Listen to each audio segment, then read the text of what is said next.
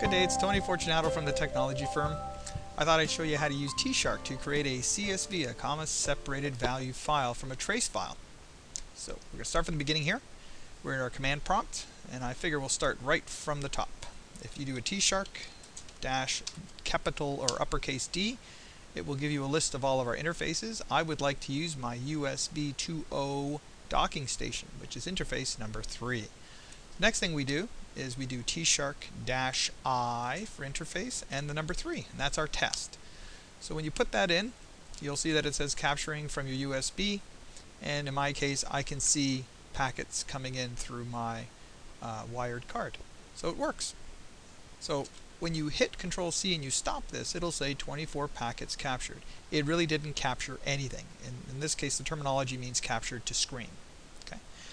We take the exact same command we just had a moment ago, that -I3, and we're going to add a -W test file.pcap.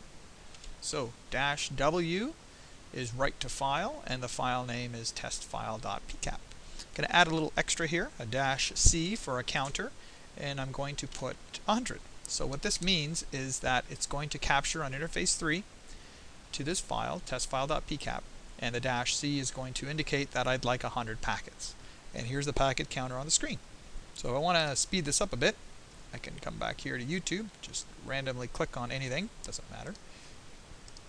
And you can see that all of a sudden I got 100 packets in no time, which is what we expect. So now we've got our trace file. Let's just check it out. Testfile.pcap. There we are. And you can see there's our trace file that we've just created. From there, what we're going to do is a big long tshark command, and I will break it down for you in just a moment. And I've got it here in a notepad, so I'm going to just paste it in here so I don't have to retype it all. tshark-R, read. R means read. What am I going to read? The file that I just created, testfile.pcap.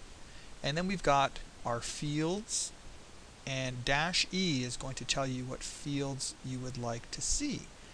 If you don't know what these field names are, like frame number, frame time, ether source, ether destination, just open up a trace file in Wireshark, good old regular Wireshark, and as you highlight a value anywhere in the frame in the detail pane here in the middle, in the bottom left corner you'll see that it says time delta from previous captured frame, and then in brackets that's the field name.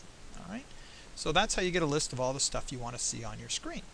So in my case, what I want to do, I want to see the frame number, the frame time, Ethernet source, Ethernet destination, the IP source, the IP destination, so on and so on and so on. Okay.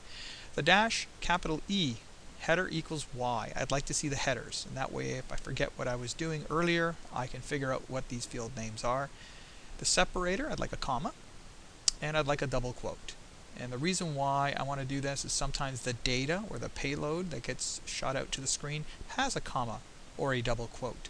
So in that case, I would have two ways of delimiting my data, and it'd be just fine. And the occurrence is first, the first field. So after you do this, just press enter, and it should just shoot out on the screen the contents of that trace file. And there you are, and you'll see the double quotes and the comma, and in the format that we just specified a moment ago. So to put this into a put this into a text file, all we have to do is greater than, give it a name, test file.csv. Enter. And the screen goes blank because instead of putting it to the screen, that greater than means redirect. So redirect all the output to that file. Now if we were to type testfile.csv, press enter, there's your output within Excel. So that's all there is to it. Hope that helps. Have a good day. Bye for now.